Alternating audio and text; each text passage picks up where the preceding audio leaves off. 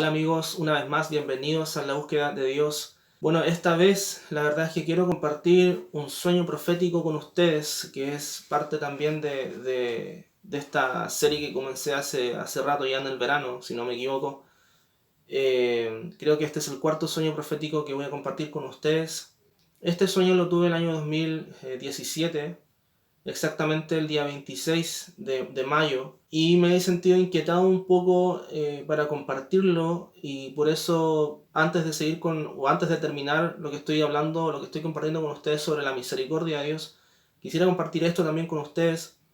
Es una verdad que si uno se detiene a meditar en ella, si uno se detiene a meditar en esta verdad, si uno se detiene a preguntarle o a pedirle al Espíritu Santo que nos ayude a dimensionar el peso que hay detrás de esto que todo el mundo va a tener que enfrentar algún día, la verdad es que creo yo que nadie podría quedar indiferente. Lamentablemente, como cristianos muchas veces tendemos a pasar rápido ciertas verdades, tendemos a leer, a escuchar, tendemos a no tenemos la costumbre muchas veces de detenernos a pedirle al Señor que nos ayude a dimensionar el peso de sus palabras, el peso de lo que Él dijo, el peso de las cosas que vienen, el peso de la eternidad. Y la verdad es que eso es a lo que quiero apuntar ahora, y antes de compartir el sueño con ustedes. Primero, no es mi intención hacer como una especie de enseñanza o de reflexión con lo que les voy a compartir. Les voy a compartir el sueño, algunos versículos, porque obviamente es una verdad absolutamente bíblica y no es simplemente un sueño. Pero también antes de ir al sueño quisiera orar con ustedes. Pido, Señor, que nos ayudes a experimentar el peso de tu palabra, el peso de tus planes, el peso de la eternidad, Señor. Te pido que nos abras los ojos, te pido que nos des sabiduría y revelación en el conocimiento de tu Hijo, en el conocimiento de la eternidad, en el conocimiento de tu palabra. Te pido, Padre, en el nombre de Jesucristo, que tu palabra se transforme en vida, Señor. Que tu palabra sea vida en cada corazón. Que tu palabra sea vida en cada persona que esté viendo esto, Señor, sea creyente o no creyente. Espíritu Santo, yo te pido que enciendas esta palabra en el corazón de cada una de las personas que esté viendo esto. Glorifícate, Señor, y glorifica tu palabra en cada uno. Glorifica tu palabra en cada uno de nosotros, Señor. En el nombre de Jesús. Que tu presencia, que tu ternura, Señor, nos envuelva. Que tu amor nos envuelva, Señor, en esta hora. En el nombre de Jesús. Amén. Este sueño lo tuve el año 2017, exactamente el día 26 de mayo. Y me acuerdo exactamente de la fecha porque el día anterior hubo una tormenta eléctrica bien inusual en la ciudad en donde estaba en ese momento, que era Iquique. En Iquique no llueve y no ocurre esto de las tormentas eléctricas muy usualmente. Fue bastante extraño. Creo que fui una de las pocas personas que logró captar algunos de los rayos que se veían al interior de la costa. Y este video, bueno, lo compartí en Twitter, se viralizó el video increíblemente. La verdad es que yo no esperaba que tuviera tanto interés, que causara tanto interés, pero se viralizó el video en Twitter y en Facebook principalmente. Tanto así que al día siguiente o a los 2 días después me llama un periodista de las últimas noticias para preguntarme, por ejemplo, si había recibido alguna advertencia de la autoridad, y etcétera, etcétera. La verdad es que me entrevistó como media hora el tipo y no salió casi nada de lo que hablamos. Y bueno, el punto es que tampoco es de gran interés para mí, es simplemente una anécdota. Y de hecho, bueno, esta es la publicación de la noticia, y por ahí entre medio está mi nombre, y mi video también salía en la versión digital en internet. Bueno, la madrugada del día siguiente tuve este sueño que les voy a compartir ahora. En este sueño yo estaba en mi casa y de repente me asomo por la ventana y me llamó la atención el cielo. Había algo especial en el cielo en ese sueño.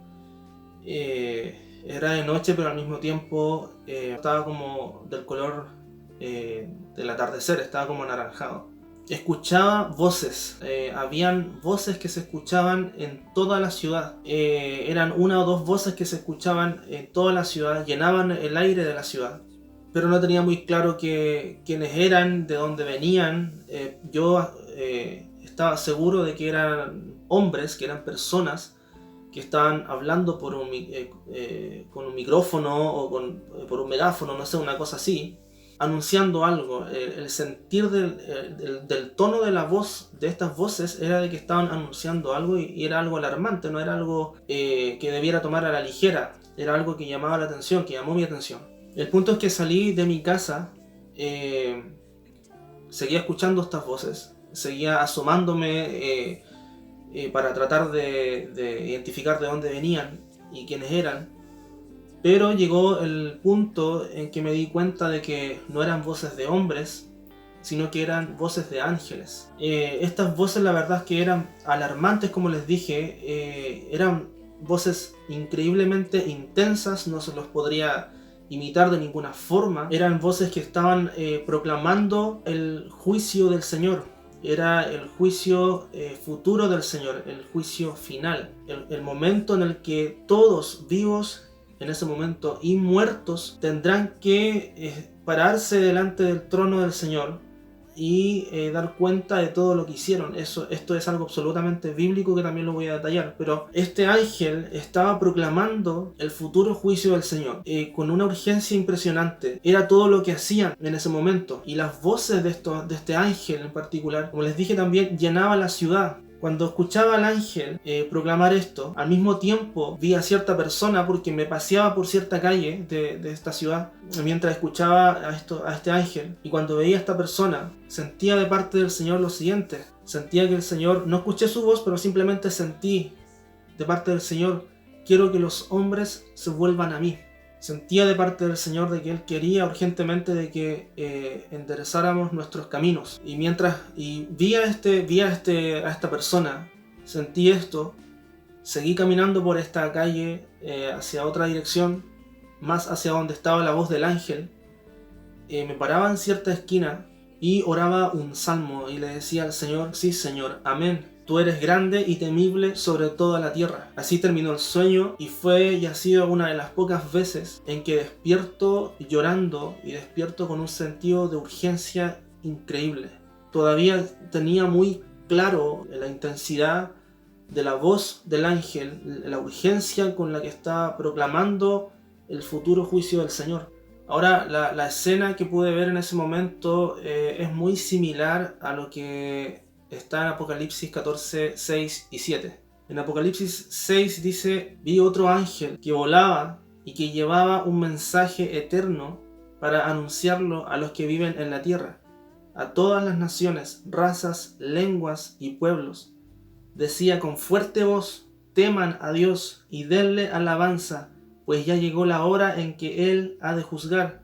Adoren al que hizo el cielo y la tierra, el mar y los manantiales. Al igual que en los sueños anteriores, si bien es cierto, uno estudia ciertas cosas, uno sabe ciertas cosas, entiende ciertas cosas de la Biblia, de la voluntad del Señor, tampoco yo precisamente había enfocado mi atención en este versículo en particular, o en ese momento en particular. Ya obviamente que estaba en mi corazón, soy consciente de que en algún momento vamos a tener que enfrentar ese día todos, algunos para salvación, otros para confusión perpetua, pero aún así yo no le había puesto tanta atención específicamente a este versículo. Pero de alguna u otra forma el Señor me llamó la atención a través de este sueño para llegar a Apocalipsis 14:7, que es una escena muy similar, en donde hay un ángel proclamando el juicio del Señor. Algunos, como dije, van a ser resucitados para condenación, otros para recibir una recompensa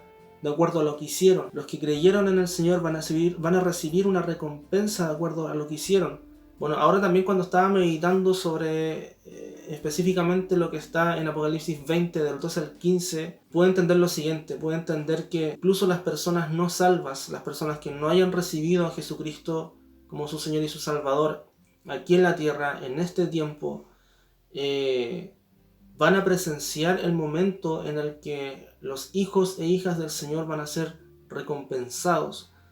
Y me gustaría que se trasladaran un poco a ese momento en el que las personas que no recibieron al Señor en el momento indicado van a tener que presenciar, como les dije, la recompensa que el Señor le va a dar a cada uno según su obra de los que fueron salvos, sabiendo de que sus nombres no estaban en el libro de la vida, o no estarán, perdón, en el libro de la vida, y que por lo tanto dolorosamente van a tener que recibir una condenación perpetua. Y como dije también, creo que lo dije, no hablo de esto fríamente, esto toca mi corazón, espero que toque también el suyo y que nos dé un sentido de urgencia. Lo que dice Apocalipsis 20, del 2 al 15 es: vi también a los muertos, grandes y pequeños, de pie delante del trono. Se abrieron unos libros y luego otro, que es el libro de la vida. Los muertos fueron juzgados según lo que habían hecho, conforme a lo que estaba escrito en los libros. El mar devolvió sus muertos, la muerte y el infierno devolvieron los suyos, y cada uno fue juzgado según lo que había hecho. Ese es un punto. Cada uno fue juzgado según lo que había hecho. Esas son las personas salvas, que van a recibir una recompensa de acuerdo a lo que hicieron. No estamos hablando de salvación en ese punto. Después dice: la muerte y el infierno fueron arrojados al lago de fuego. Este lago de fuego es la muerte segunda. Aquel cuyo nombre no estaba escrito en el libro de la vida era arrojado al lago de fuego. Entonces, una vez más, a modo de conclusión, yo puedo entender que todos los muertos van a ser levantados y van a ser resucitados, todos, pero obviamente no todos van a ser los salvos, sino que también de entre esos muertos también van a estar las personas que no recibieron al Señor. Como dije una vez más, estas personas van a presenciar el momento en el que el Señor va a recompensar a sus hijos, a los creyentes. Van a presenciar el momento en el que se va a palpar, en el que se va a ver el resultado, la consecuencia, el fruto de la fe. Van a poder ver físicamente con sus propios ojos lo que significó haber creído en Jesucristo en esta tierra. Y lamentablemente ellos no van a recibir, obviamente y dolorosamente, no van a recibir ninguna recompensa. Ellos van a ir al lago de fuego, que es la segunda muerte. Y como una vez más creo que ya lo dije también, quiero que nos detengamos a pensar en esta verdad. Quiero que nos detengamos a pensar en esas personas que hoy día no conocen al Señor, por una parte. Por uno u otro motivo lo rechazan a Jesucristo, rechazan la salvación, o simplemente no conocen al Señor, no tienen idea de quién es el Señor, no saben. Uno podría decir, pero ¿cómo va a haber alguien en este punto de la existencia que no conozca de la Biblia, que no conozca de Dios? Sí existe. Sí hay gente que nunca jamás ha escuchado de la Biblia, que nunca jamás ha escuchado de Jesucristo, que nunca más ha escuchado nada de Dios, simplemente tiene ideas de quién es Él, pero estas personas no tienen claridad de quién es Dios, de cuál es su propósito, cuál es su plan, no tienen tampoco claridad de su propia identidad, de para qué están acá, por qué respiran, por qué están vivos. Entonces, por eso oraba en un comienzo de que el Señor nos hiciera palpar el significado o el peso que por un lado va a tener ese momento para todos, creyentes y no creyentes, el momento en el que tengamos que pararnos delante del trono del Señor y recibir esta recompensa, pero al mismo tiempo que podamos sentir el dolor de las personas que no van a estar escritas en el libro de la vida, no porque el Señor no quiera. El Señor quiere que todos, absolutamente todos, sean salvos. Esto está en 2 de Pedro 3:9, dice: el Señor no tarda en cumplir su promesa, según entienden algunos la tardanza, o según algunos la entienden por tardanza. Más bien, Él tiene paciencia con ustedes, porque no quiere que nadie perezca, sino que todos se arrepientan. El deseo del Señor es de que todos seamos salvos, es de que todos podamos disfrutar una eternidad con Él. El deseo del Señor es que ningún hombre ni ninguna mujer sea condenada a ese lago de fuego, a esa segunda muerte. Imagínense lo que va a significar, lo que van a sentir, como les dije una vez más, esas personas que van a poder presenciar el momento en el que los hijos e hijas del Señor reciban la recompensa y ellos nada. Y ellos reciban un castigo eterno, y tal vez recuerden el momento en el que le dijeron que no al Señor habiendo estado aquí en la tierra. Y lo vuelvo a repetir, yo no hablo de esto a la ligera, no hablo de esto sin sentir dolor en mi corazón por las personas que hoy día no lo conocen, y tampoco sin preguntarme cómo lo hago, cómo lo hacemos. Y a lo mejor nosotros lo complicamos demasiado, a lo mejor complicamos demasiado el hecho de predicar el Evangelio. Eso por una parte, y lo otro es de que vivamos la vida que el Señor nos dio conforme a su voluntad. Busquemos cada día más del Señor, busquemos siempre cada día más de Él, nunca es suficiente.